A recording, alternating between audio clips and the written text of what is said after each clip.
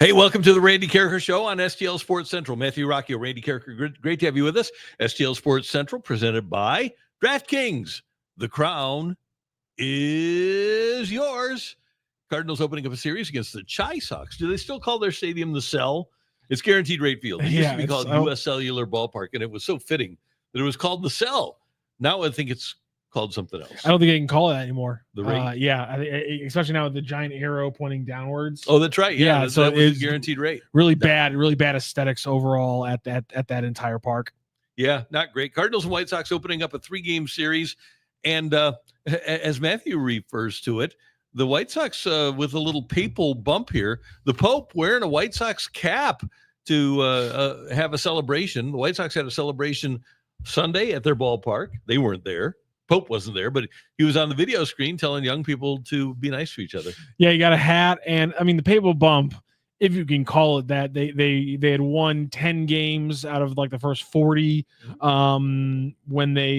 before he was elected Pope in the conclave. They've gone 13-22 since he was elected Pope in the conclave. They still have, again, 23 wins, 7 off the Athletics and Orioles pace. Pretty bad in Chicago this year. I wonder if when they get the new owner, and it's Matt Ishbia's brother, the owner of the Suns' brother, that Jerry Reinsdorf is selling to, but it's kind of a convoluted setup with the White Sox where Ishbia isn't going to take over for like 5 years. Weird. But I wonder if when they're ready, if they'll have like plumes of white smoke coming out of the stadium to signify different leadership. I think it won't be St. Paul's or whatever the square there is outside the Vatican City, but I do think there will be a lot of people celebrating in the streets of Chicago when that change does happen. I think so. Yeah, the White Sox kind of scuffling. His coach, he wouldn't have said it like that. Coach Stallings, football Cardinals' last head coach here in St. Louis, 1986, 1987. We're kind of scuffling. He had a very deep Paris, Texas voice and drawl. And pretty much the whole time that he was the coach here, we're kind of scuffling. They were. And the White Sox are too. 30th in batting average, 29th in on base, 30th in slug. And the Cardinals have Liberatore, Gray, and Fetty going as their starters in this series. Should be able to hold the White Sox down a little bit. Yeah, it should be a fairly low-scoring series from the White Sox side. We'll get into the other side of things if it will be from the Cardinals side as well. But to your point, there's no reason you shouldn't be able to command this series and kind of win this one with, as you pointed it out yesterday, the magic number. If they hit those 4 runs per game, there's no reason there should be a single L on this series if they can hit that number, because it's a bad offense in Chicago right now, and you have 3 of your best pitchers going against them. So I would hope you'd be able to turn it around, especially talk about turning it around. Matthew Liberatore, hoping to get things right going tonight. Yeah, you know how sometimes they say like Team X is behind Team Y. Like the Cardinals are this year what the Tigers were last year. The Cardinals are a year behind the Tigers. I think the White Sox are like 15 years behind the Cardinals. They have, and we had Jesse Rogers, who we'll be talking about a little bit later. We had him on earlier in the season talking about how you screw up and how you get the rebuilds right. And I think that you can point to the White Sox as an obvious way of how you continually get the rebuild wrong. It's actually kind of funny that Ishbia is taking over, because if you're a basketball fan at all, I don't know if what the Suns have been doing the last couple of years makes you that more excited. Like, yeah, they'll spend the money. That part you can get excited about with the new ownership group, but it's not like they're efficient with it. No, and at least it's a different Ishbia, hopefully, for White Sox fans. Meanwhile, the White Sox don't strike many guys out. They're 28th in strikeouts per 9 innings. They're 29th in walks per 9 innings, so they don't strike people out, and they do walk them. They're 28th in home runs allowed per 9 innings, which really doesn't apply to the Cardinals that don't hit home runs. And Lars Nootbaar will be back in the lineup tonight after taking the weekend off in Milwaukee for a mental reset. But he'll probably be hitting 7th, and Wynn or Donovan will probably lead off. And I want to see at some point, and it doesn't have to be tonight, it doesn't have to be this series, but at some point, since if the Cardinals are going to be good with the current group of players that they have, Victor Scott is going to have to hit leadoff. At some point, I want to see Victor Scott being the leadoff hitter. Yeah, you were talking about that yesterday. I like how we're getting back to it, because it just changes what you can do. It makes the entire lineup better. It's already a pretty solid lineup. Again, right now it's grading out as a top third lineup in the entire league. I understand why they're being cautious about it, because it's not just the aspect of him being the leadoff hitter and the importance of the lineup, but there's the confidence factor for a young player. And we saw it last year. They pushed him too hard right out of the gate, and that meant he kind of had to go and reset things. So I get why we're seeing the cautiousness from them. At the same time, Mason Wynn also profiles in a lot of ways as a very good leadoff hitter. He doesn't have that hard speed. I would like to see them run with him more, but I guess he's just showing this year that he doesn't have very good instincts, right? Which is disappointing because he has 5 caught stealings this year to 4 stolen bases. Last year he got caught stealing 5 times. He had 12 stolen bases. So I'm wondering what kind of got lost in translation. So I understand your point, but I do understand why the Cardinals are being hesitant. And with that said, what do you think the ideal Cardinals lineup looks like right now? I think once they get them going, right now, because nobody's really hitting, I don't know if there is such thing as an ideal lineup. That's a fair point. Yeah, you have to have Herrera and Gorman in there, but the way things and Contreras, but Arenado's not hitting great. Pages is never going to be a great hitter. Wynn is kind of riding the roller coaster a little bit, but the outfield has been really bad lately. So I don't know that there is an ideal lineup, but I think once you get people going, if you're a devotee of Whitey ball like I am, you hit Scott leadoff because he's still, even though he's been horrible for a month and a half, we mentioned this with Bernie last Friday, his on base is still like 330, even though he's been really bad for a long time now. So I would have ultimately Scott leading off, Wynn hitting second, Donovan hitting third, Herrera will wind up being my number 4 hitter, Gorman 5, we know what he's capable of now, Contreras 6, Arenado 7, Walker Burleson 8, and then Pages 9th. Okay, that makes sense. Walker / I like Burleson. that. And that's not a true, by the way, I'm not going to go with a true, and let's throw Arenado. I forgot to put Arenado in there. So before we putting him? Yeah. But here's the thing. I don't want a true platoon. I still want Jordan Walker to get the lion's share of the playing time in right field. And are you pulling the trigger to Arenado batting 8th? 7th. 7th, okay. Yeah, and 7th, Walker / Burleson 8, okay, and then Pages 9th. And as I mentioned yesterday, I think Nolan Arenado is going to be here as a member of the Cardinals. Matthew, at some point, they're going to have to cull the herd here, and they're going to have to get rid of a hitter. And I don't know if it's a hitter that I don't know if there's any that they really don't want to get rid of. I know that we've had a lot of chats over the months that we've been here say, hey, get rid of either Burleson or Gorman. And I think at some point that's going to have to happen. And maybe Newbar fits into that too. But right now with that lineup, Newbar isn't in it. And maybe Newt still has some, I don't know why I can't talk today. Maybe Newt still has some value to people. He's still, and he was spectacular last year in terms of his peripheral numbers. He's still not horrible. His average exit velocity, this is Newt Bar, 83rd percentile. Hard hit rate, 90th percentile. Bat speed, 83rd percentile. Chase rate, 82nd percentile. Walk percentage, 88th percentile. He's still pretty good. Now, he's striking out way too much. His 21.9% strikeout rate is only in the 50th percentile, so he needs to pick things up there. And his barrel percentage, which last year was, I believe, in the top 17% of baseball, is only in the 56th percentile this year. So he needs to get a little bit better there. But I still think there are underlying numbers that might intrigue another team about Lars Nootbaar, which might present some value if the Cardinals decide to make a move and move one of their bats. Maybe he still has that value to other teams. Remember a few years ago when the Cardinals wanted Sean Murphy from the A's and the Cardinals wouldn't give up Nootbaar. Nootbaar was the guy that Oakland wanted and the Cardinals wouldn't give him up. And that's why the Cardinals didn't wind up with Sean Murphy. Bill Downton, not too happy about the potential of what you could see from the Cardinals today. He's throwing out a lineup today with Nootbaar back in the lineup that leads to both Gorman and Herrera being out of the lineup. I have a feeling we will not see that exact construction. It would be shocking to me if they go to a lineup without Herrera or Gorman, especially against a right-handed pitcher. Yeah, that's not happening. No, Gorman will be in there, and Scott in center, Walker in right. I mean, Herrera's still in there at the DH in that Yeah. construction. Herrera's or Gorman at DH. One of them's going to be in there. It has to be. The issue now is that you can't usually get both of them in there if everyone comes back healthy and is hitting. But right now, that's not the problem. The problem is what could happen down the road if everyone's hitting, if everyone's healthy in a month or two's time. Now this congestion and this redundancy gets a little confusing and potentially forces a move.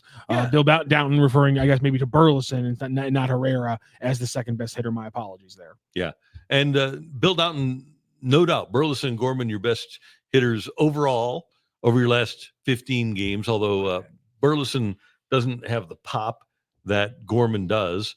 But yeah, this is the issue that the Cardinals are running into because they still want to see what, and I'm not saying that this is the way it should be. I'm just saying this is the way it is.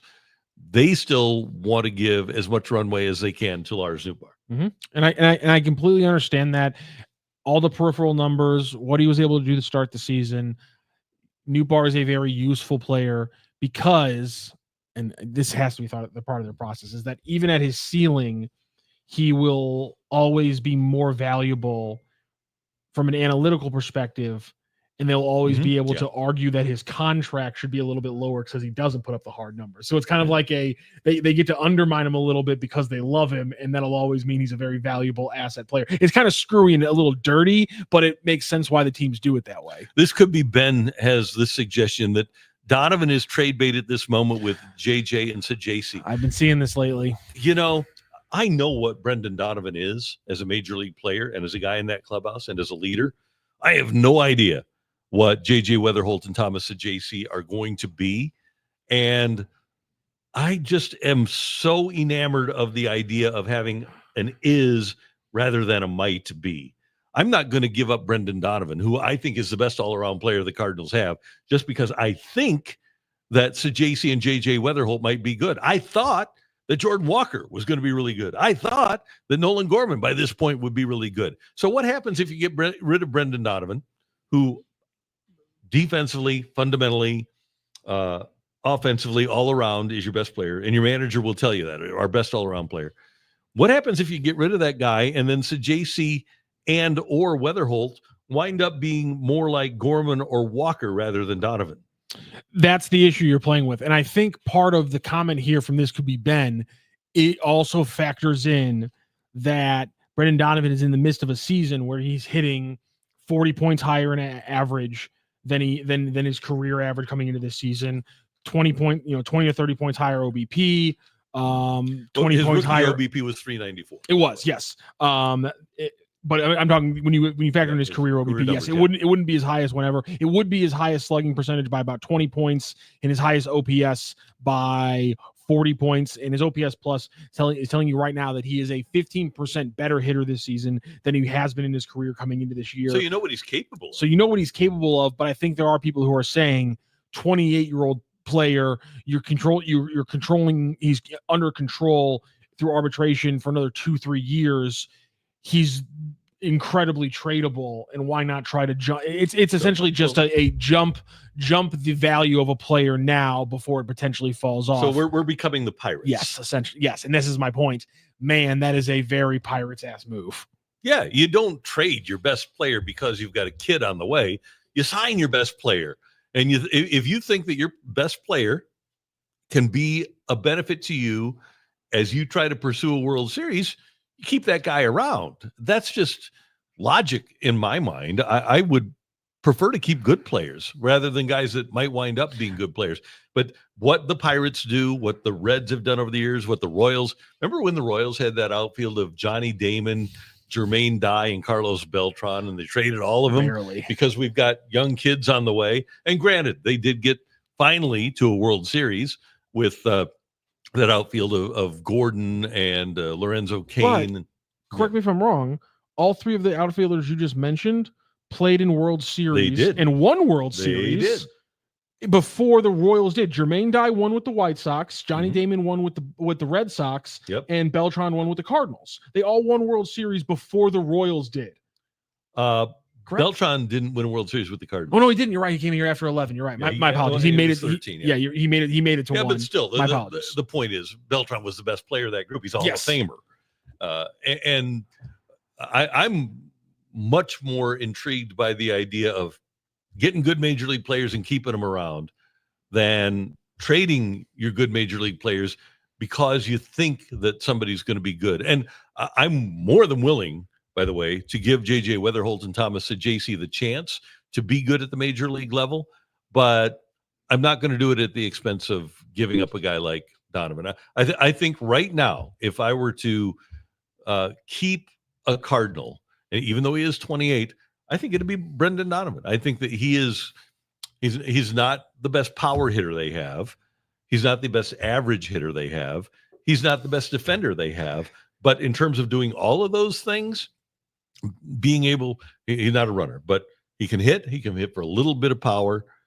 He can field. He can throw a little bit. And I don't think that you can underestimate what he brings to a team in terms of his leadership. He is the leader in that clubhouse right now, too.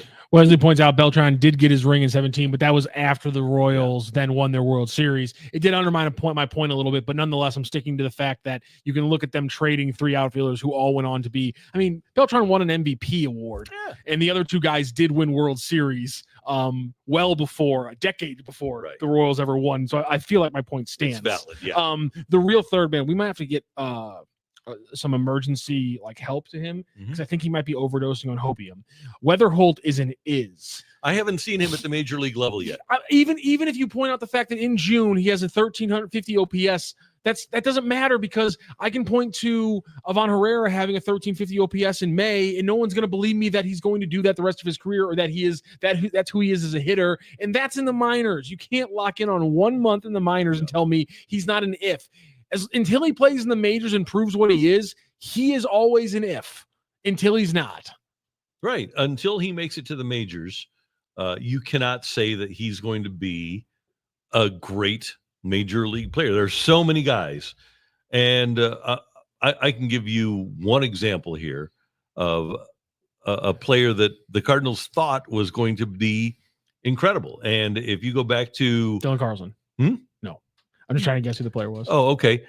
You look at like Oscar Taveras. Oh, that's a good one. Having a 953 OPS in AA, and then moving up to AAA and having well over 800 OPS, and then getting here 872 when he got called up for Taveras. Then he gets here and he has a 590. Now, he didn't have the chance to grow, but let's give you another one that the Cardinals have said is our best prospect.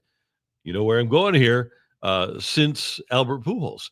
Jordan Walker was an absolute minor league stud. He was and is, correct? Yes. But if you look at where he is at the major league level, I was as in on him as anybody after he turned in the 925 OPS in the Arizona Fall League, and then he tears up the minor leagues. He has an 898 at Springfield in 2022. He has a 1.162 at Palm Beach, and these are OPSs, and still has not really on a consistent basis taken off. So with all due respect to JJ Wetherholt, and I hope he winds up being great, but I don't think that he has established himself as a major league player yet. No. Tova Rocks, do you think they should move JJ off of shortstop to avoid the Walker to learning outfield problem? And we had somebody also point out in the text that JJ has been playing a lot of second base lately. Yeah, and I think that's something that they should do. And he's apparently athletic enough that he could play the outfield. But yes, Mason Wynn is going to be the shortstop here. Now, the other thing you can do is you could move Donovan to left field. Or if you can find somebody to take a guy like Arenado off your hands, perhaps you put yourself in a situation. And I don't think you're to your point yesterday. Just why would anyone do that? Right. Because and this is why, and it's just you just don't have the flexibility of the NBA or the NFL where you can give them a bunch of draft picks. Right. And try to get him to buy the contract. You can do it with prospects, I guess, but you're not trying you're not willing to sacrifice. Although, man, here's the thing: are the Cardinals willing to give up $13.5 million. He's due 37, right? Yes. No, that'd be more than that. That'd be 20.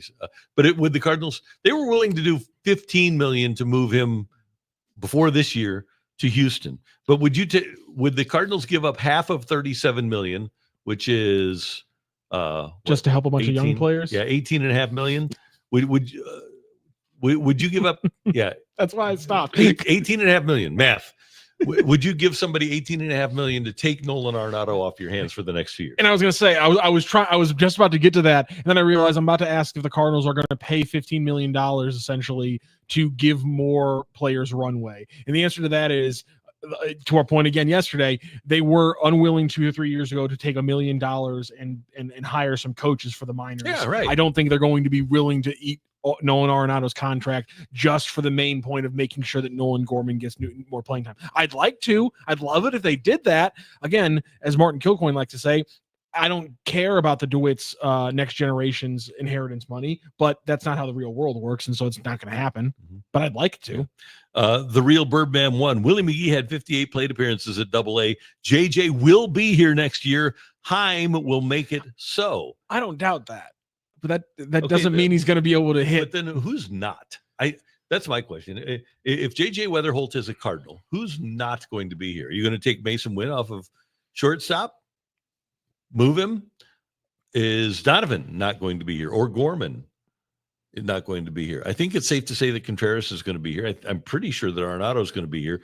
So who are you determining after one full year of pro ball that JJ Wetherholt is going to be better than next year in 2026? Also, people in the chat are angry that Sajasi was batting 341 and they got sent down to get more playing time. Where is he going to get more playing time next year if you're also adding in JJ Wetherholt, who plays similar positions and all these things? Yeah, I wonder, we were mad about Matt Koperniak not getting a chance with the Major League team either. Let's just, I think we need to cool our jets. Thomas Sajasi may or may not wind up being a really good player. This year at Memphis, he's got an 825 OPS. He's hitting 312. He's having a really nice year. But again, there's a reason that somebody was able to move him in a buy trade, and he's never. Where does he rank among the Cardinal prospects? Because those prospect lists are pretty good right now.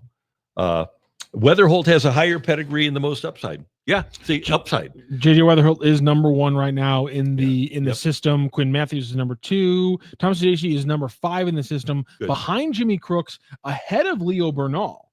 Also, my God, we've also heard a lot about lately. I'm just looking at this Rainiel Rodriguez kid, another catcher who is the 7th highest rated prospect in the organization as a single A 18-year-old catcher right now.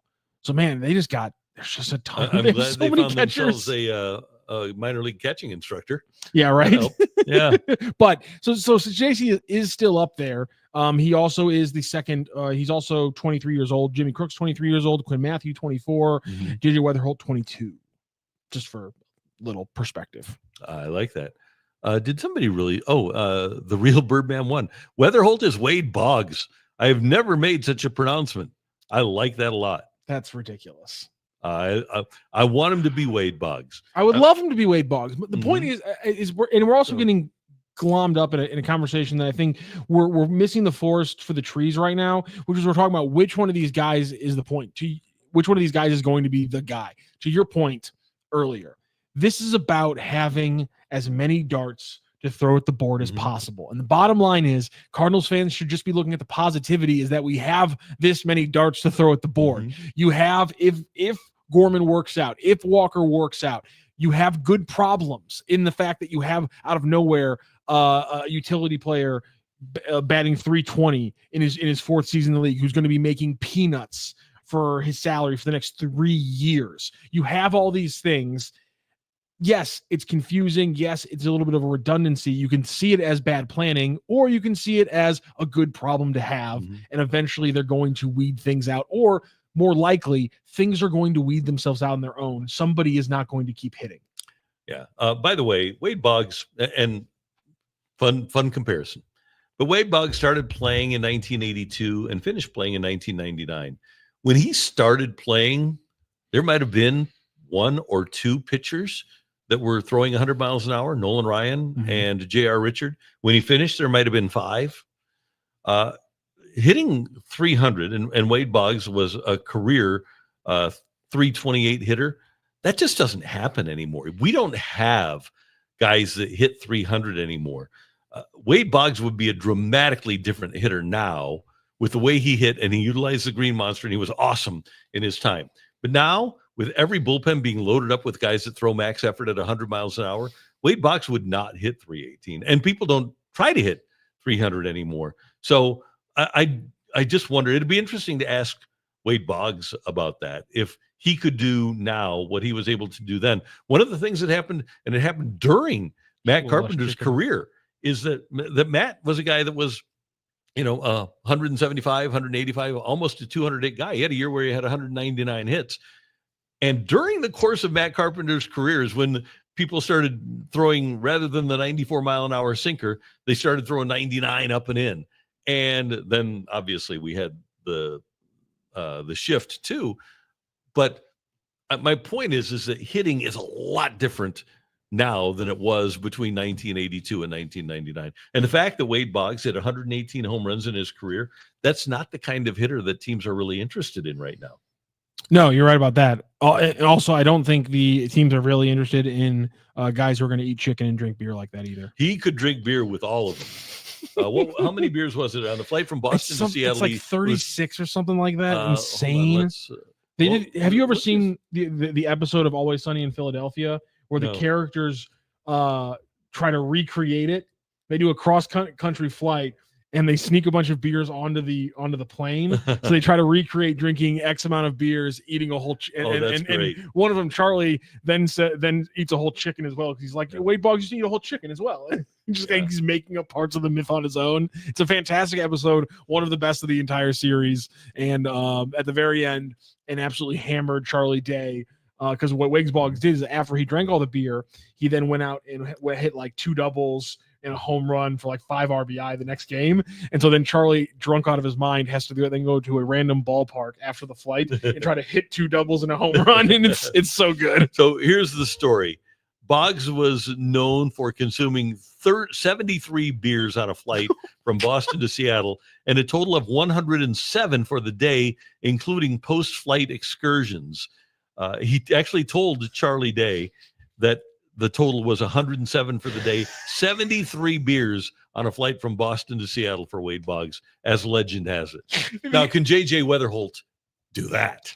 The episode of Always Sunny is so good. And I like how I forgot that they literally had Wade Boggs in the episode as a hallucination of a super drunk Charlie. And it's called the Gang Beats Boggs. It is an incredible episode of Always Sunny. If you haven't seen it, it's season 10, episode 1. God, it's a season premiere. Of course it is, because it's such a good episode. I love that show so much. Before we jump off here, by the way, not jump off here from overall, we have been broadcasting for our first segment here on YouTube, which is a new thing we're going to be doing here on the Randy Karraker Show, featuring Brooke Grimsley, without Brooke Grimsley right now.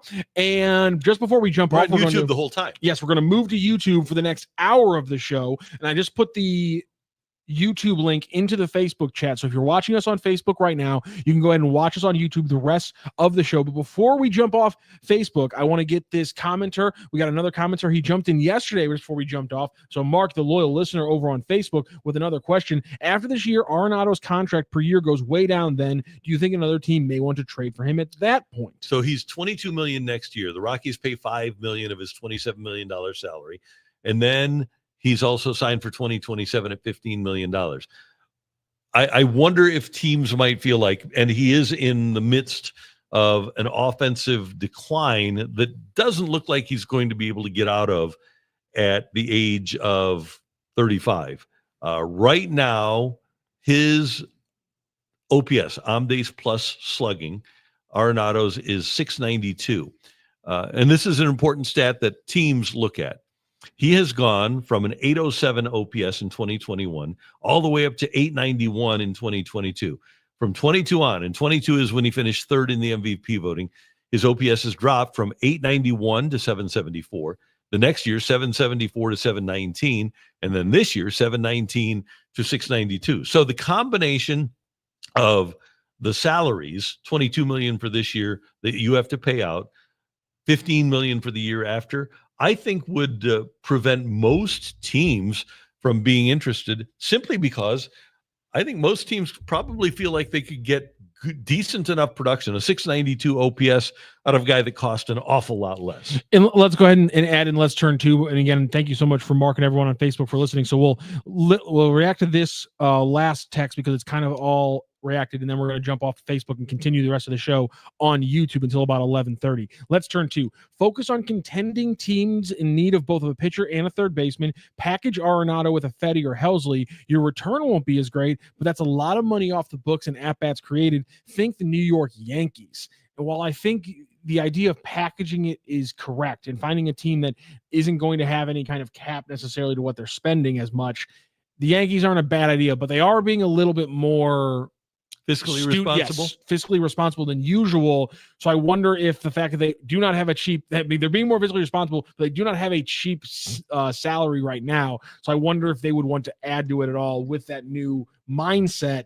Or and again, the problem is you have to find another team that's going to be okay with taking that much extra salary when it isn't going to add that much to their offense, but it would add to their pitching. And they just did get Giancarlo Stanton's bat back last night.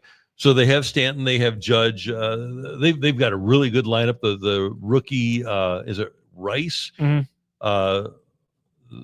He's having a great year for them. I think they might be at a point now. Ben Rice, let's see, 12 homers, 26 RBIs, 769 OPS. They're getting an amazingly lucky year out of Trent Grisham this year. The rookie Jason Dominguez is performing well in the outfield. I think that they feel like they can get by with just a guy at third. I don't think the Yankees at this point feel like they need him. I don't think the Red Sox are interested anymore because of the presence of Alex Bregman in Boston and the Arenado contract. I just don't know where, and you'd have to find a place that Nolan would want to go too, right? He's got to approve any deal. I just don't see an Arenado trade on the horizon. To his point, they could really use a fifth starter. Carrasco right now is the fifth starter. They've also had Ryan Yarbrough pick up some starts. Carrasco's at a 6 ERA. Yarborough's at a 4. So, I mean, it's back of the bullpen. Are they really going to be worried about adding money to add a fifth starter? I don't know about that one. I just think it's a little too much to expect a team to come get Nolan Arenado. When even when you're looking at the Yankees, who, again, they could use Fetty, and slotting in Arenado for a guy who currently has an 80 OPS wouldn't lose them anything, would make them a better defensive team. So it's not like it wouldn't make them better. It's just, are they really going to pull that trigger? And I would think that the Yankees would want another swing and miss guy that would be a guy that you'd pitch in a playoff series. I don't think that you'd start Eric Fetty in a playoff series. I think they're looking at a guy like an Alcantara or a Gallen or maybe even a Merrill Kelly who has started in the World Series.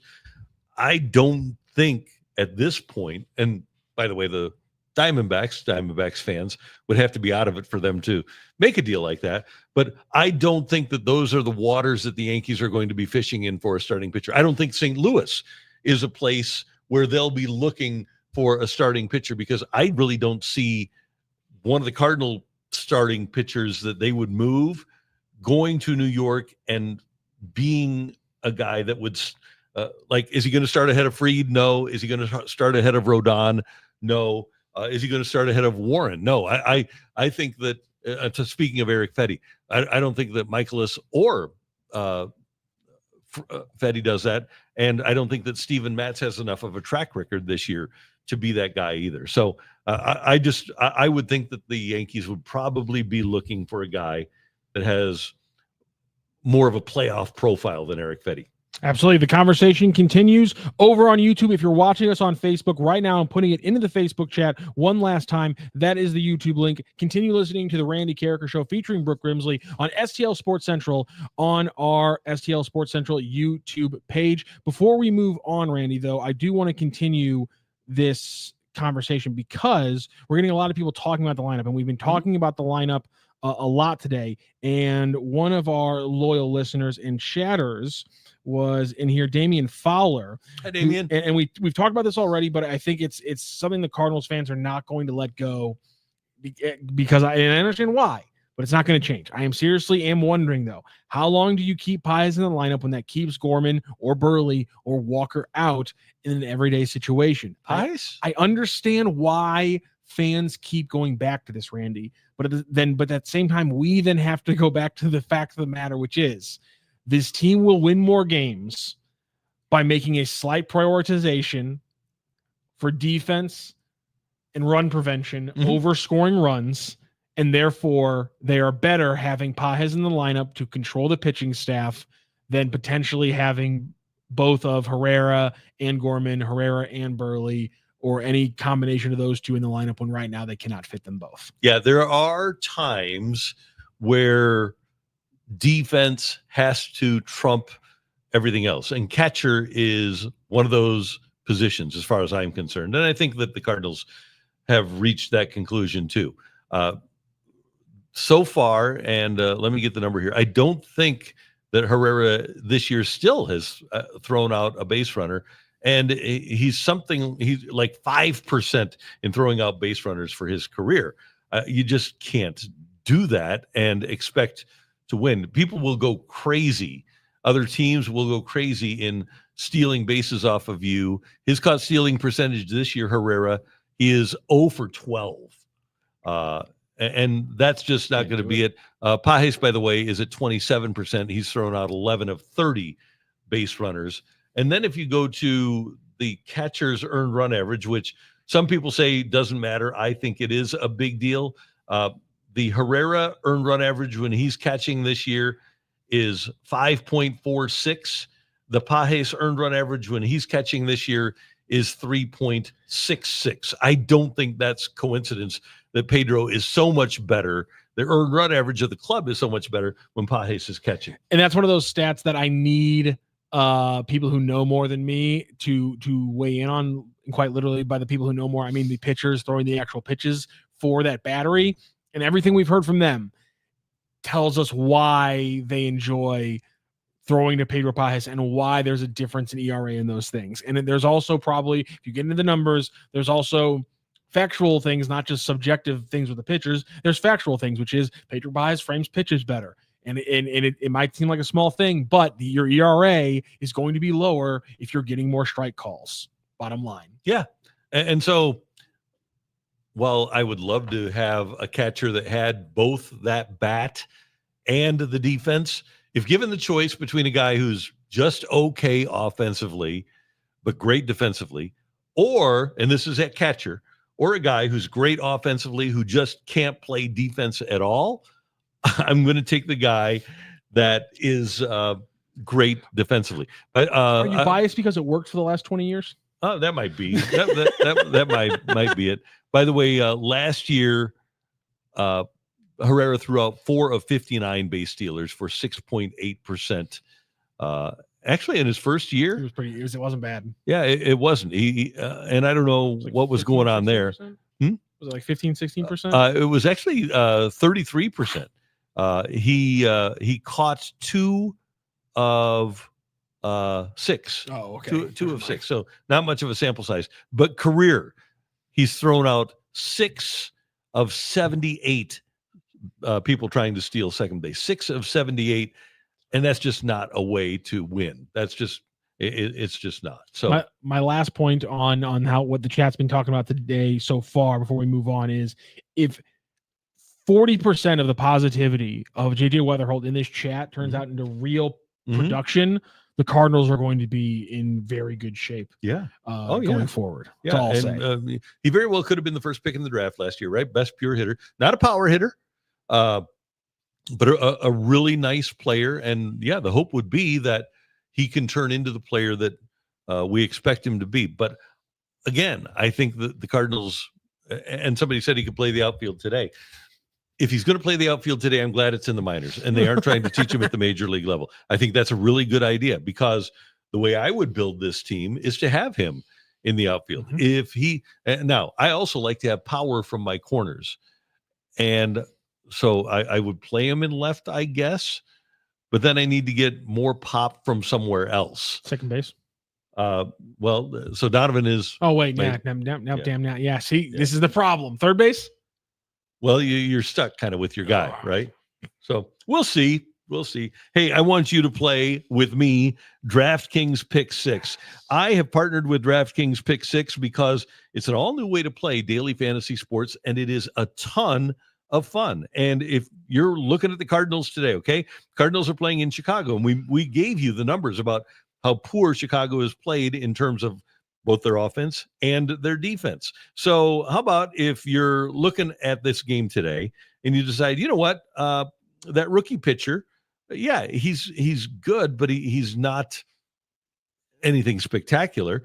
So how about taking Willson Contreras, going back to Chicago, not going to the Cubs, but going to the White Sox park, and 1.5 hits plus runs plus RBIs. I'm going to go over on Willson Contreras on 1.5 hits plus runs plus RBIs. I think that's just a great way to go. And then Robbie Ray has been terrific so far for the Giants this year.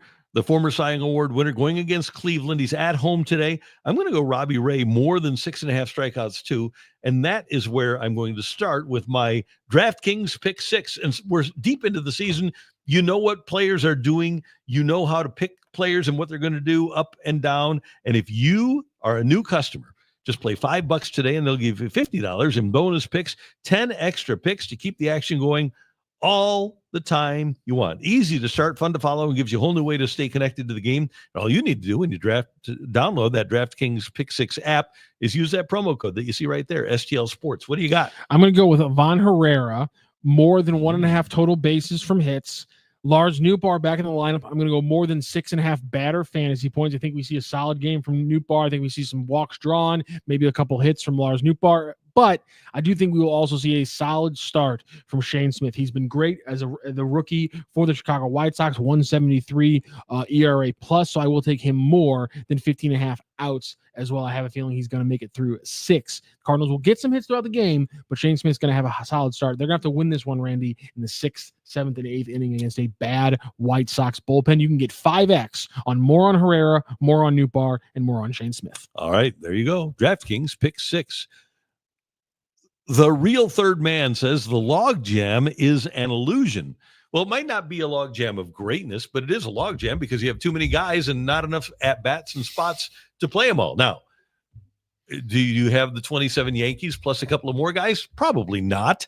But here's the thing. The logjam in terms of providing people opportunities and seeing what they're capable of, that is real because they have 9 spots every single night to play hitters, right?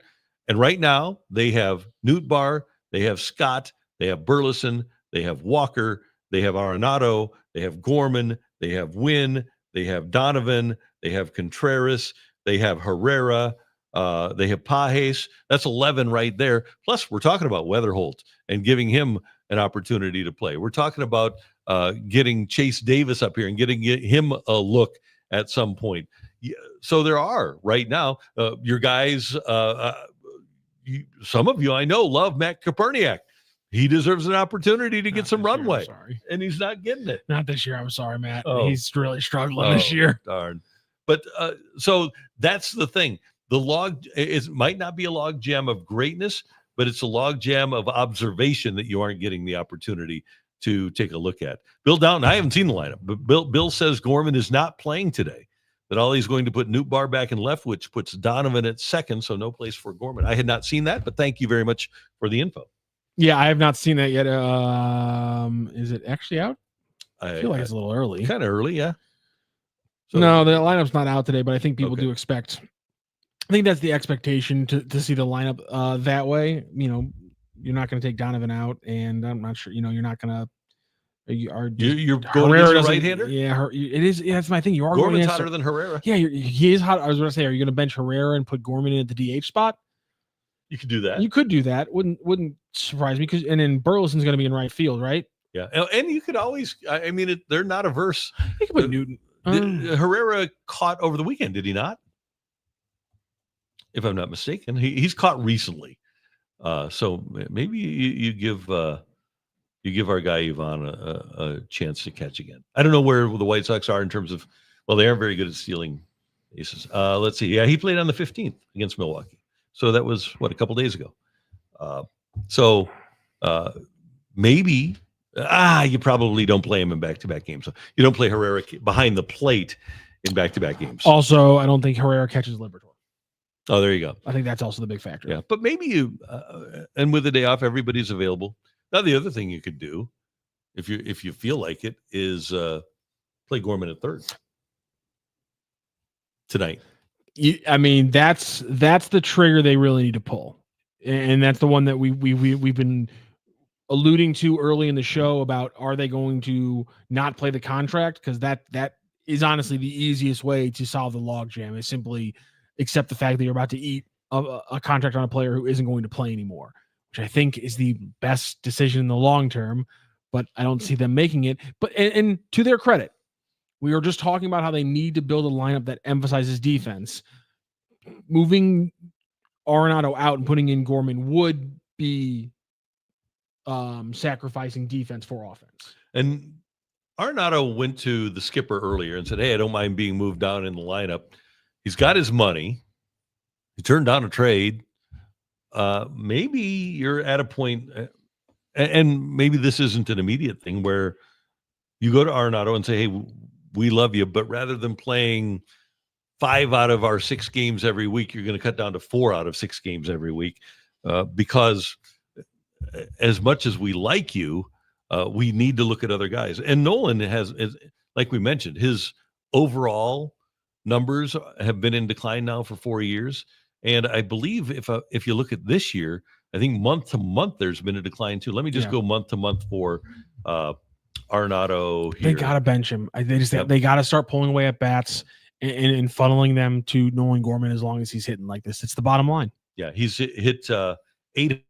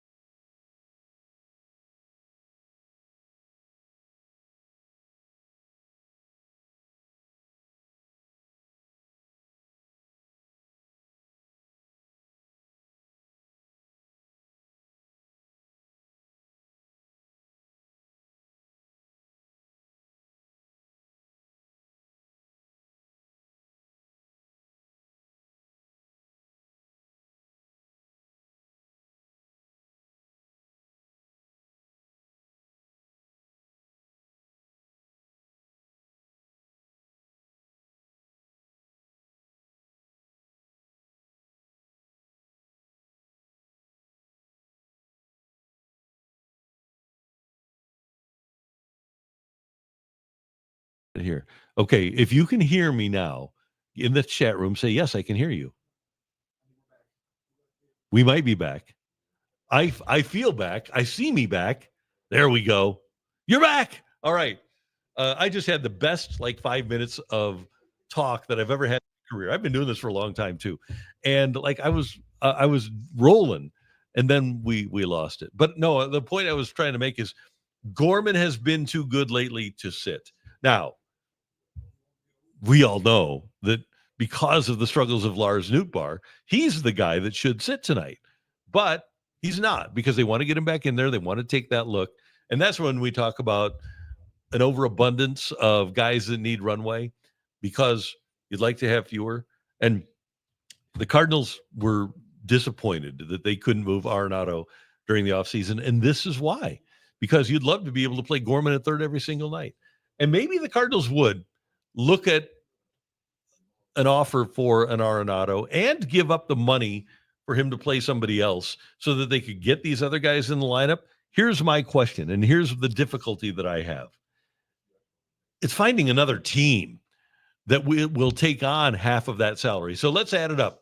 It's $37 million over the next 2 years. Is somebody going to take a player in decline, another general manager going to take a player that's in decline and give him $20 million over the next 2 years to try to play third so that you can hope to recapture the magic?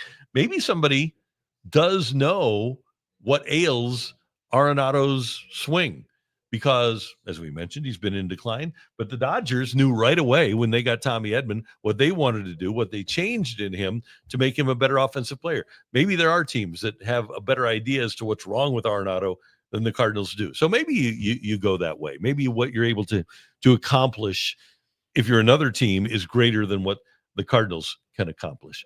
So interesting couple of months coming up for the Cardinals, and an interesting couple of years too, because is Chaim Bloom going to be able to find that team that would be willing to pay half the price for an Arenado? And we also don't know what Chaim Bloom likes. One thing, we haven't seen him around. He hasn't talked to the media, and he's been very deferential to Mo.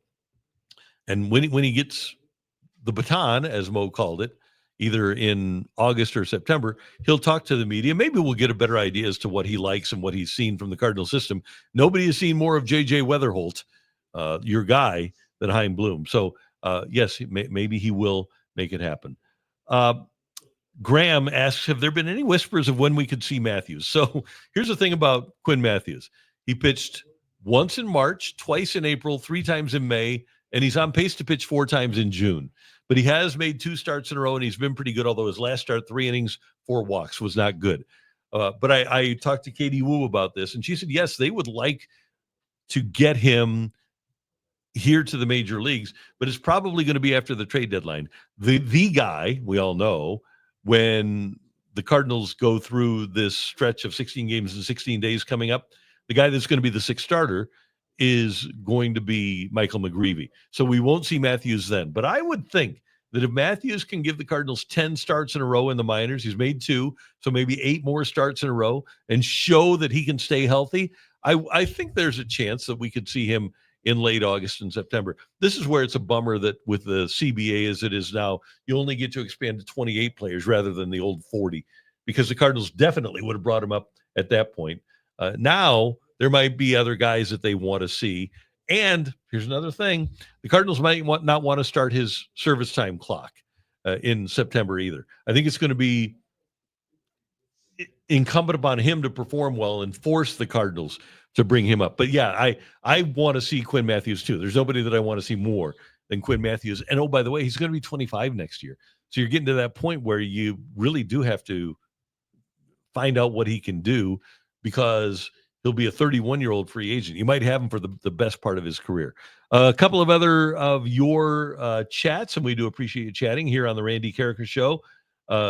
Bloom needs to go to Gray and Contreras and say, these players are going to play and you are at the bottom. I just don't think that that's a good thing for, and I know what you're saying because I agree with the premise, but the thing is, those guys wanted to come to St. Louis as free agents. And my belief is the players they all know each other and they all talk amongst each other. And if they say that St. Louis is a place that'll screw you over, then you don't get any free agents. And at some point, the Cardinals are going to want to try to get free agents again to try to get back to the top. I don't want to tick off free agents. I think the way the Cardinals handled things was perfect. Going to Arenado, saying, hey, do you want to be a part of this? Going to Contreras and saying, hey, we'll give you the opportunity to play first base or left. You aren't going to catch anymore. Going to Sonny Gray and saying, hey, do you want to be here? Do you want to go?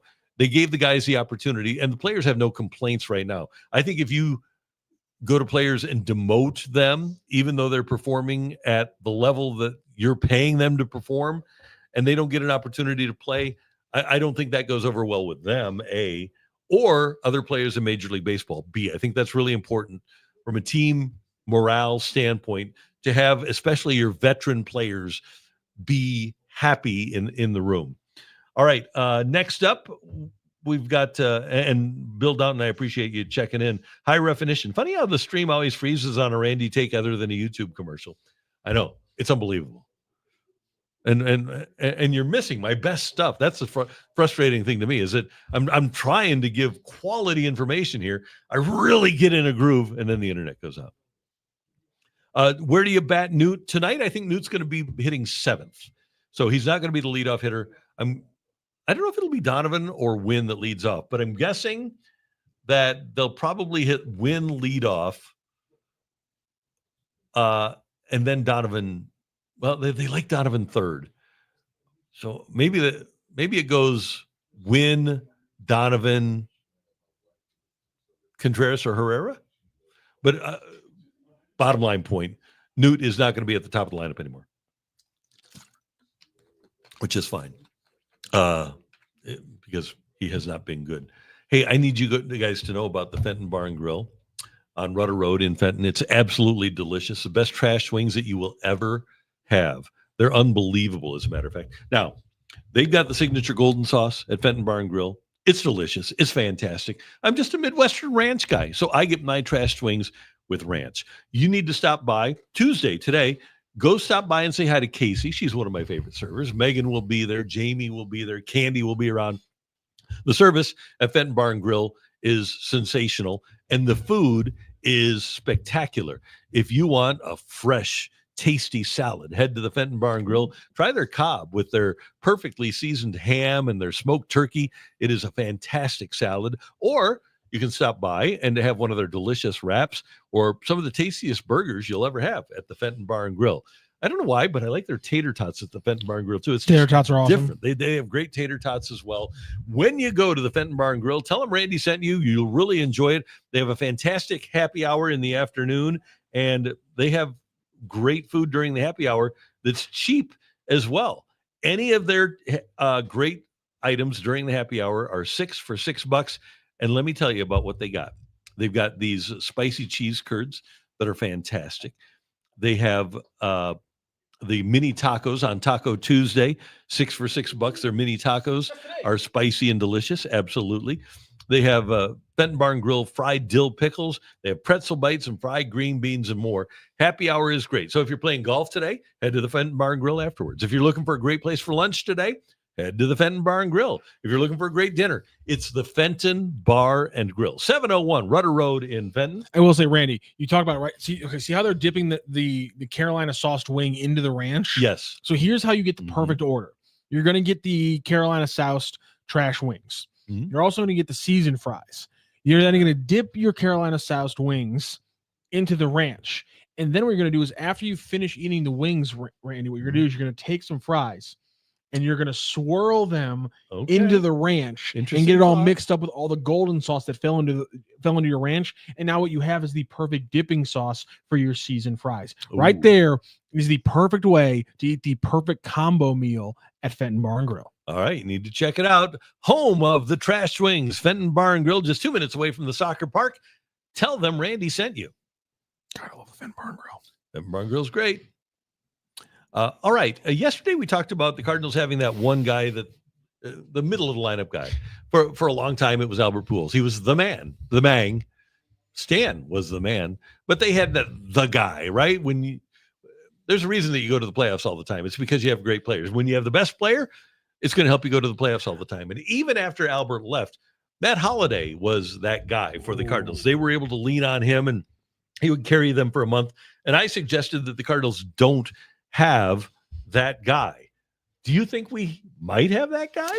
I just think that we overlooked the attitude of a man who, while in a Cardinals uniform, is about a 130 OPS plus hitter. He's 30% better than the league. That's just below the tier. Obviously, guys like Judge are hitting like 200 OPS, but like the Mookie Betts of the world will have like, will consistently churn in like 140, 150 OPS plus seasons. Willson Contreras is churning in consistently around 130. And when Rhys Hoskins gets a little lippy, Willson Contreras shuts him down. And so I'm not saying he's Albert Pujols level. I'm not saying he's even Matt Holliday level, but having a guy who can give you 130 OPS plus level hitting, and then also is going to look across the field at his brother's team and go, I will shut that lippy first baseman up if he gets close to me again. I love the attitude of Willson Contreras. This is the second time in as many weeks that we had a moment where Willson Contreras showed a lot of attitude. One of them was cursing in the postgame with Jimmy the Cat Hayes. This one was him probably cursing as he had some words with a Brewers player. I love the attitude of Willson Contreras. Again, he might not reach that height as a hitter, but like you said, Albert Pujols, the Mang, he's got that mentality, and I love that. And he offensively is a terrific Robin. Yes, great point. But I mean, and unfair comparison department right here. Yes. Okay. And Randy, because we're talking, Albert was a career 145 OPS plus guy, but he just look at from his third year on OPS pluses, and this anything over 100 is that percentage above average, right? 187, 173, 168, 178, 157, 192, 189, 173. 148 in his last year with the Cardinals. He was unbelievable. And even a guy like Holliday, after those years that Albert left, and he was a 151. He was a 138. He was a 142. Before that, a 149, a 169. He was a huge OPS plus guy, way above average hitter. So while Contreras is a really good hitter, and there aren't many of these guys running around, by the way. That's true too. The 150, 160, 170 guys.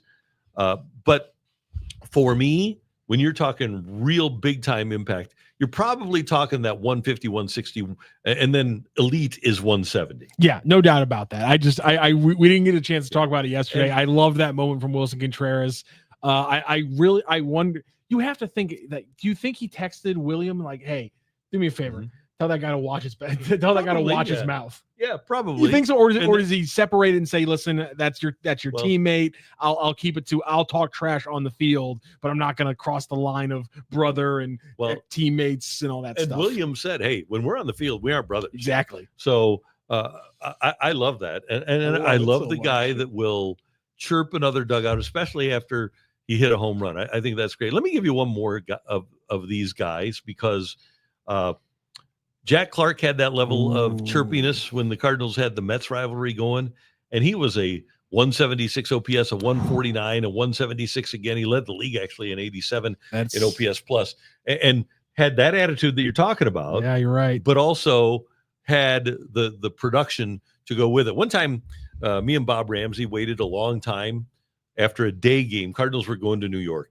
I don't remember if it was 85 or 87, but the rivalry was awesome. And we had to wait for a really long time. Jack showered and lifted weights and everything. And he comes out. We're the last two guys in the clubhouse. He's the last player in the clubhouse.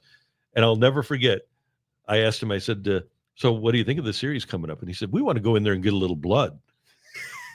I love that. I love that. Don't you want that from a player? Yes, absolutely. 100%. So, and hopefully, because again, Wetherholt might wind up being a Hall of Fame player, but he's not going to be that guy that we're talking, the oomph guy, the guy that where everybody, when he's in an opposing stadium, is afraid that he's up at the plate, that he's going to hit a home run like Albert did in Houston in 2005. And everybody at home expects him to hit a home run like he did. It was actually in 2011, the back-to-back. Remember the back-to-back walk-offs against the Cubs in June of 2011? It's right around this time of year, as a matter of fact, that he did that. And again, unfair to compare anybody to Albert, but I think the Cardinals are still lacking that guy. And that's why I was hoping for Jordan Walker to be that superstar. I was talking to a Cardinal executive last year, and they had already drafted Wetherholt, and they had all these guys. They had Wynn, they had Donovan, they had Contreras. And I said, you guys aren't going to sign Juan Soto, are you? He said, no, we're not. And I said, so basically, if you guys don't have Walker and Gorman turn into superstars, you're kind of screwed, aren't you? And he said, yeah, we are. So, and if it's not one of those guys, somebody has to pop up and be that guy. Well, we'll see. We'll see who it is. We got this insane chat eggplant emoji. Is there ever a chance Randy will join a City Hub postgame show to talk about XG? I will. I would be more than happy to do so. I love XG. That's how you win. No, like if but here's the thing, Matthew. Here's the thing. Yeah. If you're a bad team and you have a lot of XGs, can it feel like a win? The coaches will say that. Okay, good. That's what I want. Coaches will definitely. I just want to as feel we better. learned, the coaches will definitely lean on that point. Yeah, I just want to. I want to be made to feel better, and so if I'm not scoring real goals, the next best thing is expected goals. We should have scored there, and we're really good. That's I always liked those XTs when Sam Bradford was the Rams quarterback. In my mind, Sam Bradford was a 44 touchdown pass guy. Because I had those XTs. I never realized that we did XTs in football. Expected I kind of forgot about that. Yeah, I would go every 16 game schedule, right?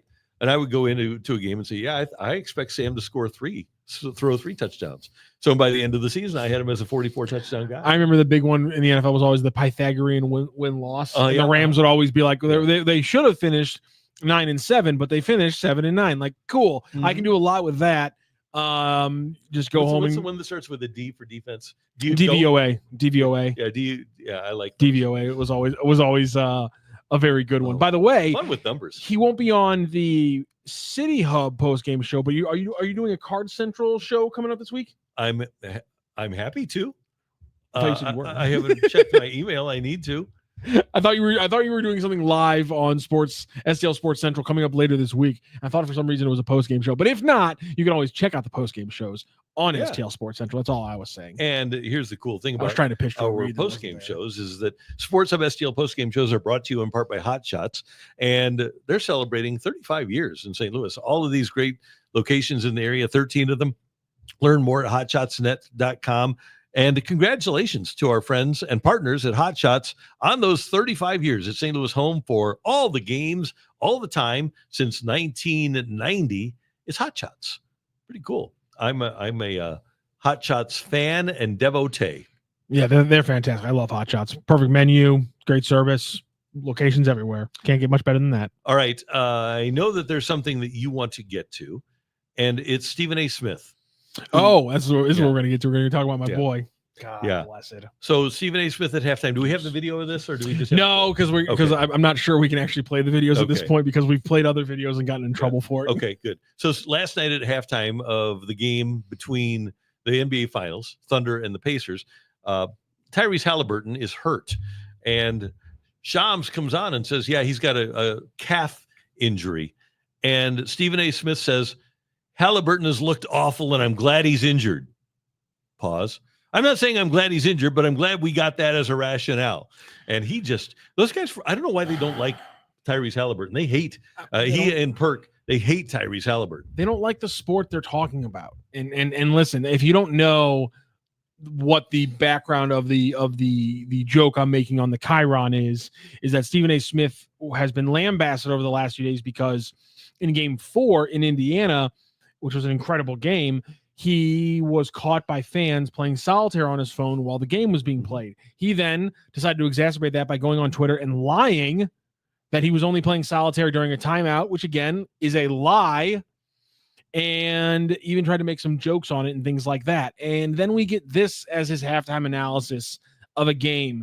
And yes, Tyrese Halliburton was having a bad game, but I don't know how. I'm glad he's injured because now we have that as a rationale instead of him just struggling. You couldn't, like, why would, if you're Stephen A. Smith, why not use that moment to dive into the incredible defense that the Thunder are playing? Why not look into how usually, despite the fact that Chet Holmgren is a very mobile big man, they actually have been playing drop coverage in pick and rolls with Chet Holmgren most of the year. But because of the way that the Indiana Pacers have been getting downhill, they switched from playing drop coverage with Chet Holmgren to playing what a lot of people expected to be a boon of drafting Chet Holmgren early, which is that you can actually play him in a blitz or a high hedge in pick and rolls to take away those drives, which is what the Thunder have been doing. But I'm not getting Stephen A. Smith even teeing up Kendrick Perkins to talk about a center playing in the hedge or the blitz versus the drop, despite the fact that Kendrick Perkins was a center for Tom Thibodeau and Doc Rivers in the Boston scheme, which is what every piece of NBA defense is currently based on. So if there's anybody qualified to talk about how NBA offenses have developed and how the drop and hedge have developed over the last years, Kendrick Perkins is a great person to do it. We didn't get that, though. We get this from Stephen A. Smith. So go back to playing solitaire. Unbelievable. How you doing? God, you got a big stack there. Oh wow, you're rolling over there on that third stack. Good job, Randy. It makes me appreciate the honesty of Charles Barkley during the NCAA tournament at halftime. What did you think? That's a good question.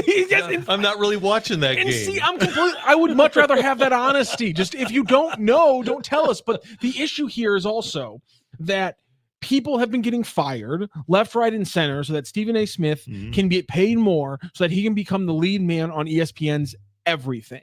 And because of that, he now then turns into the skid, which is the negativity factor, the bombastic factor that makes him a millionaire, that makes him famous, that apparently puts him on a place where he can run for president eventually. And that part also annoys me because you can do better in-depth coverage by just paying people who care about it a lot less and getting more of them in the building. Okay, one of the things that it might be boring about me, but I try to be honest with my thoughts. And last night, Kendrick Perkins talked again at halftime about he thought that Halliburton was playing scared. All right, Halliburton's clearly compromised with the injury. And I think we can all agree. We've seen enough of Tyrese Halliburton in these playoffs to know that he doesn't scare. He hit a game-tying shot and a game-winning shot at Madison Square Garden. So he's not playing scared. He might be playing hurt, but he's not playing scared. But then after that, Bob Myers, who does seem to be rational and level-headed, says, yeah, he wasn't playing scared. He's hurt. But they're going to commercial, and Bob Myers is laughing about what Perkins said. And I just think it looks to me like Perkins said that for effect more than real analysis. And he wanted to get a rise out of the public. And that annoys me. And listen, they've proven it. The money, the ratings follow the bombastic things. Just say it to get a reaction.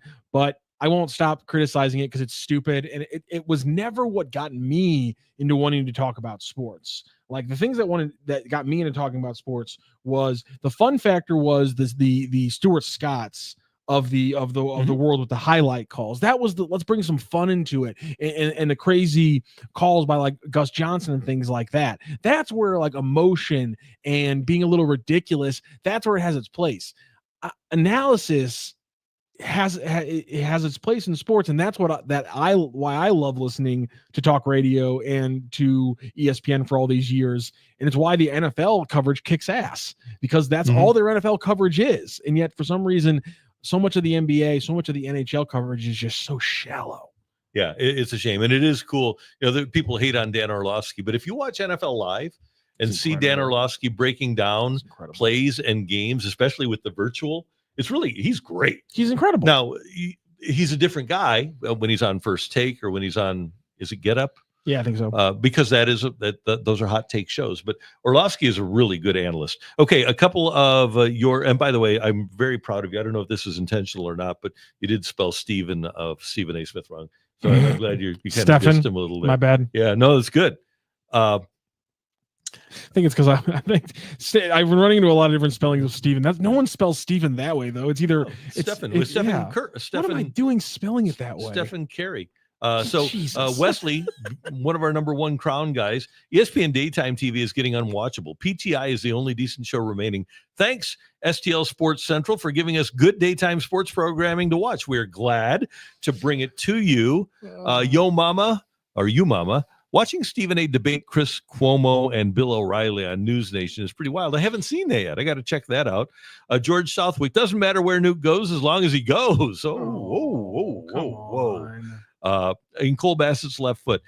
That is an interesting point, how fans are turning to YouTube and other platforms to watch and listen to local sports coverage. It's funny you say that because there's actually a really good story. It was in the New York Times. I'm forgetting where I read it.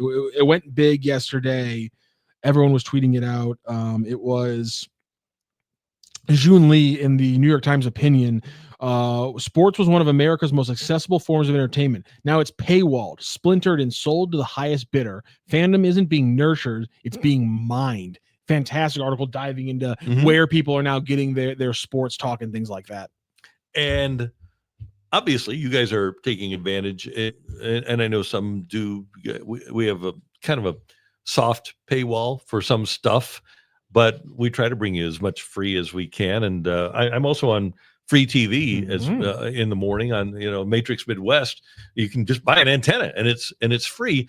But the point is, like, if you have The Athletic or if you have ESPN Plus, you are having to pay behind the paywall, and that's the business, right? Because advertising isn't what it was in the past.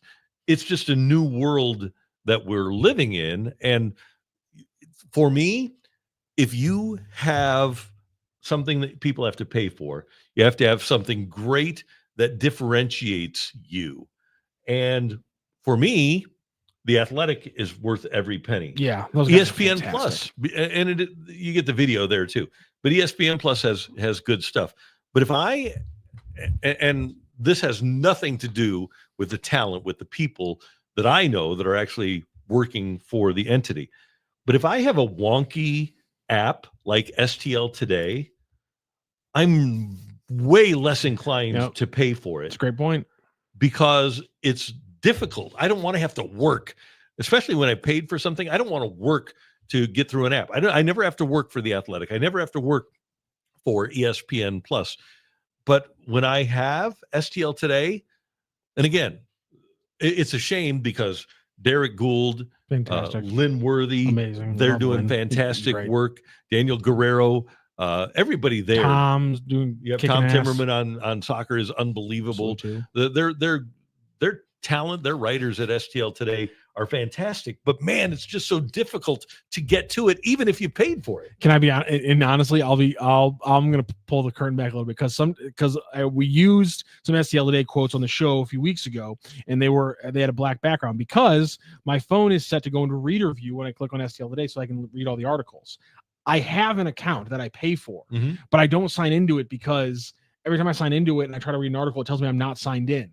So I literally just have my phone set up to where I'm reading it on reader only view, which is how people bypass the paywall. But I am paying for it, but I have it set on my phone that way because I don't want to always have to constantly re-log in to that, because the coverage is amazing. I read Gould every day, but I'm trying to streamline it, and so I'm bypassing it and doing something kind of sketchy, but still paying them because I love their coverage and I want them to continue. And by the way, one other thing about ESPN, and ESPN does an amazing job. Obviously, they have they have every sport we want to see. I watch ESPN a lot. I'm working in the mornings all the time now. We used to get off at 10, be out of the building at 10:30. And when I would go home, sometimes I would have ESPN on, whether it was First Take or Get Up, as background noise. But that's all it is to me. Or if I'm working out, right, in the afternoon. And that's when I generally watch NBA Live or NFL Live.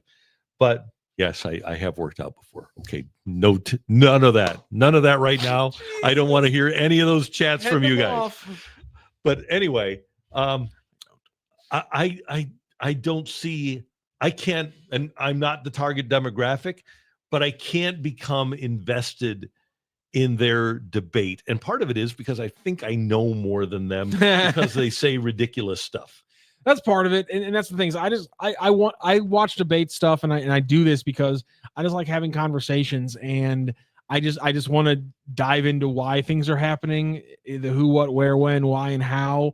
And I usually just want to have those conversations about things I can also that we can tangibly prove. Like I hate that Kendrick Perkins said he's playing scared. Yeah. Give me something concrete I can go off of, man. Give me something real. Why is he for a fact? Yeah, why is he playing scared? And I know for a fact that the people left the ESPN who you have not fired to pay Kendrick and ESPN and Stephen A. Smith more. I know for a fact that those people are handing you packets of information that you can then look at and churn around and synthesize and then give to me as the listener. That's what you're supposed to do. That's what you're getting paid to do. You're supposed to say, here's the information. Now I'm going to take it and tell you this. Saying he's playing scared is lazy. And it's one thing when a coach is saying it to a team.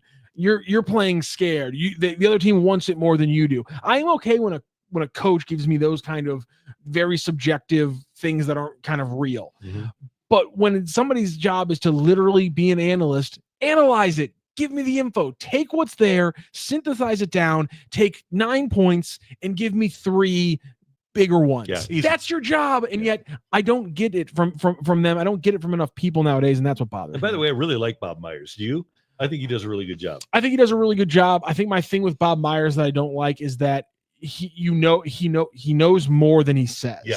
Because he was running the Warriors for a decade. I might want to get back into this. Yes. So he knows where bodies are buried, and he refused to talk about that because he wants to get back into it, I think. And so therefore I like Bob Myers, but there's sometimes he finishes talking and I'm like, yeah, okay, there was a solid 30%. Where's the other 70% there, Bob? But I know he's holding it back because he has to keep his cards close to it, and he has to keep some kind of curtain between him and the listeners, which is why I like him, but he annoys me because your entire point of the job is I want you to pull the curtain back. Yeah, I don't disagree with that. Okay, we've got a couple of more things to get to here in our last few minutes. Number one, Doovie, I like your chat, and I just I want to tell you what has happened with me. And Doovie says, I refuse to chase the NFL around. You have to chase the NFL around? It doesn't just get put in front of you at all points of your day? Well, here's the thing. If you want to watch the NFL, not only do you have to have Fox, CBS, NBC, ESPN, but now you have to have Amazon Prime, Netflix, Peacock. And then I don't do the YouTube. I used to do the Sunday Ticket, not anymore. But I have access to all of those.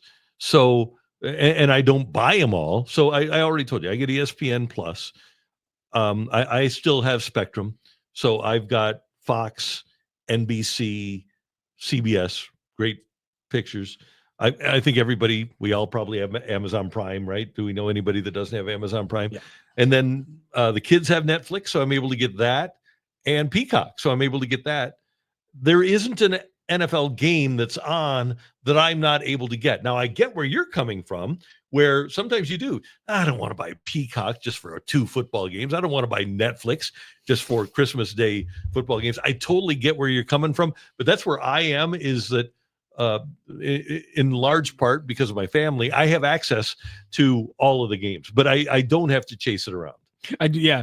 But through the extended family, girlfriend's parents, my parents, me, her, we have everything, but we do have to kind of crowdsource a couple here and there every once in a while. Do you have this one? Can I sign in? What's the password? It is kind of the worst way of doing things. There's no doubt about that. So, but that's separate. Yeah, but you can. Here's the thing, and you know what? Jimmy Hayes made the Jimmy the Cat, who Matthew does a radio show with in the mornings. But we were talking at the ballpark a couple of weeks ago, and he said, there might come a day where they put all these things together and they combine them and call it cable. Whoa. That would be wild. Then you'd have it all in one with one remote control that you can go to it all at once. Yeah, that'd be crazy. I would love that. So, all right, Matthew, you have a good question here as we get ready for the Stanley Cup Finals tonight. The Panthers with a chance to wrap it up, and Sam Bennett in his postseasons has made himself a lot of money, and his price tag is going up during the final. And he's a great playoff player. If you plan on making the playoffs, he's a good guy to have. But here's the thing about Sam Bennett.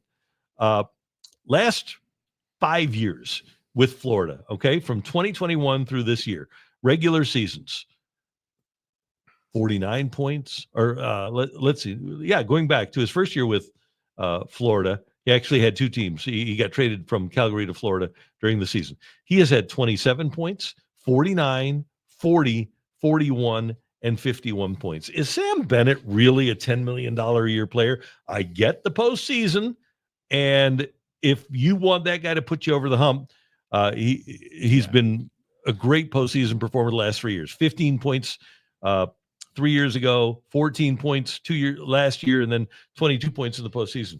He's been a way better point per game player, way better in the postseason than in the regular season.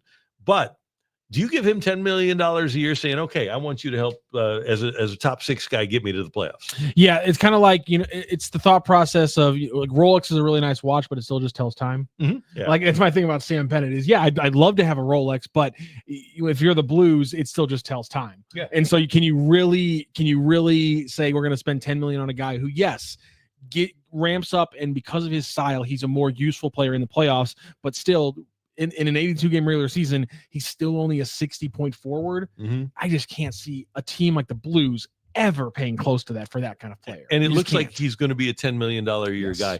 How about spending $4 million a year on Trent Frederick from St. Louis, 27 years old, fits in age-wise with what the Blues are trying to do. Under Jim Montgomery in Boston, a couple of years, 17, 14, and 31 points 2 years ago. He was a plus 28. And then in his last year, this would be the 23-24 season, he was 18 goals, 22 assists, 40 points, and a plus 9. He's tough. He's gritty. He's competitive. I'm not completely averse to getting Frederick as a number 3 center. And Jeremy Rutherford at The Athletic talked about Mikael Granlund, who I have liked since he was with Minnesota. And I think he's a really good postseason player. I'm a fan. He's 33. Had 66 points last year playing for the Sharks and the Stars, 22 goals, 44 assists.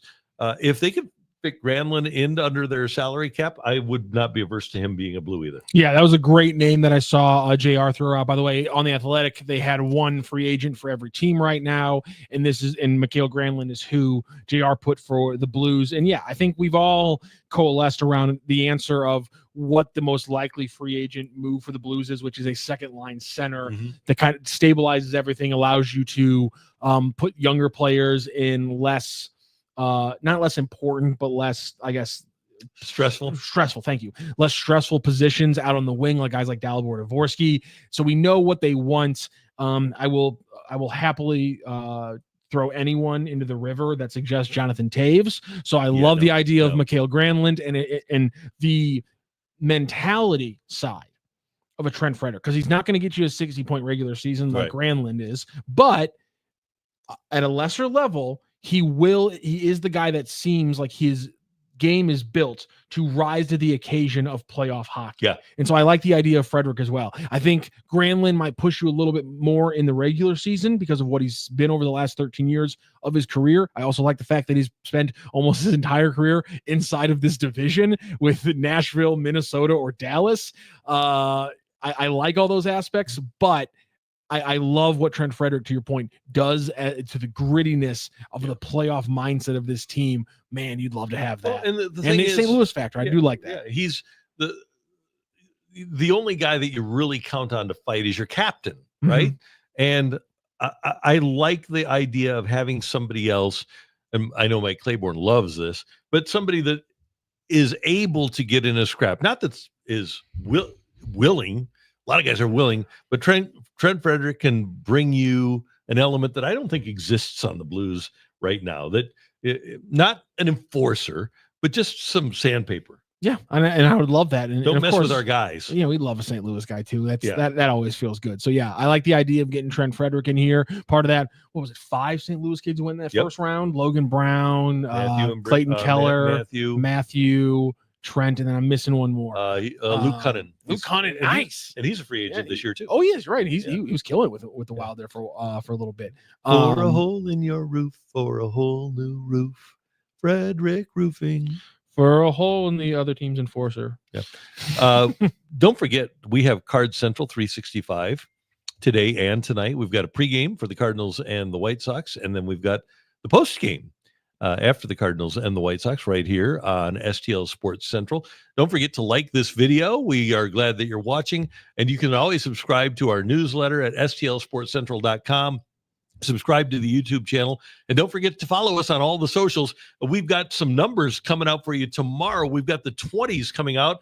Right now, we've got a video, a debate about the number 12, and then tomorrow we're going to reveal the 20s, and we're on the Facebook, we're on the Insta, we're on the X, we're all over the place on the socials. I saw you guys caught some hell in the post. How dare you pick a guy who won a triple crown in Major League Baseball over Darryl Duran, who brought St. Louis their first and only soccer championship. He wore number 7 as well, and you guys didn't consider him. And as the local soccer crazy, I have to be mad now at you for that. How dare you? I apologize profusely. What the guy do?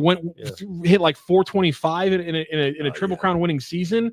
What's that? Yeah. Major League Baseball? Cardinals? Who? Well, we didn't even give it to Matt Holliday either, or Gary Younger.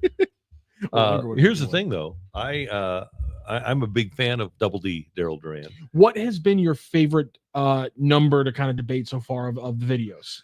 So when we get into the 20s, 29 will be one. Oh, Chris Carpenter and Vince Coleman. Wow, that's a really good one. That's a tough one. Let's see. What else 2 was really tough because of Red Shane Deanston Chopper. Yep. And Shane Deans won that just because of longevity, right? Well, and just career in championships. Yeah. So, and playing and managing. Yeah. Chopper's like a huge chunk of Chopper's Hall of Fame career is not with the Blues. It's not in a Blues 2 jersey. And his cup, obviously was with them. But so tomorrow we're going to unveil the 20s, best person to ever wear a number in St. Louis. I'm trying to think. We had 8 was tough. Bart Plager and Larry Willson. Have there been? I was about to ask that kind of is a good answer because that's a Cardinal one. Has there been one involving any Rams yet? Well, there was no debate about 13. Yeah, obviously. 28, I think, is going to be Marshall pretty easily. Pretty safe, yeah. Interesting. Yeah. So, once we get up to the 90s, Chris Long against Vladimir Tarasenko. That's going to be a really good one. Also, here's the thing. Is Chris Long the number 1 defensive end in St. Louis history to wear number 91? Versus Leonard Little? Do you put him over Leonard Little right out of the gate? That's a great question. I was with you. I was just like, oh yeah, Tarasenko or Long, and then Joe Roderick was like, what about Leonard Little? I was like, oh god dang it, we do have to throw him in there. That's really problematic. Yeah, that is. But there'll be, let's see. How about Roy Green versus Torrey Holt, 81. And Jackie Smith. And Jackie Smith. That's going to be a slobber knocker. And Dylan That's a Holloway. good one. Ooh, that's going to be I didn't even think about I was just wondering, like 81, I completely forgot about. That's going to be a really good one. I like that. Yeah. I mean, Jackie Smith's the only one that's in a Hall of Fame right now, right? Yeah. But that's Roy really Green, good. If Roy Green played now, he'd be the best receiver in the NFL. With the rules as they are now, Roy Green outran everybody. And if Mike Claiborne's in this conversation, or Bernie, Roy Green was unbelievable. You're on YouTube right now. Watch some Roy Green highlights. He was unbelievable. And Torrey was unbelievable. That'll be a really tough one. While we look towards the 20s and we're talking about football, is there somebody else for Roger Worley for 22? We did have, it was Roger Worley. It wasn't Kevin Shattenkirk. Shat Deuces. Yeah. Wasn't Trumaine Johnson. Solid cornerback, Montana, I think. Yeah. Brad Boys, I think, was 22. I thought we had another 22. 40-goal season. Yeah. Interesting. Okay. It's pretty tough. So, yeah, the 20's coming out tomorrow on all of our socials. We want you to check those out. And, again, tune into STL Cards Central this afternoon.